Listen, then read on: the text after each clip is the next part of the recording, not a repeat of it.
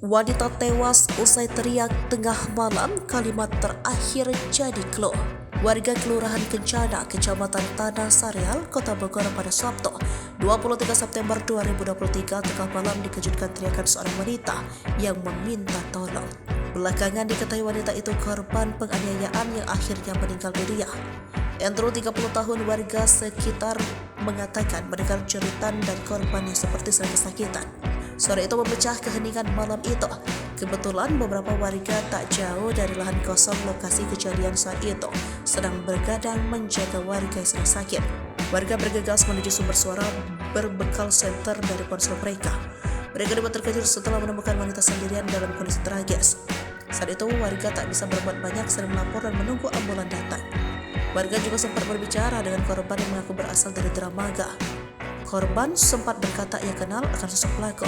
Sebelum dieksekusi, korban menyebut pelaku dan tanpa alasan pasti korban dibawa pelaku ke lokasi kejadian. Di lokasi kejadian ditemukan sepeda motor, pisau, sandal, ponsel bensin, hingga tali rapia. Korban dikabarkan meninggal dunia saat dibawa ke rumah sakit.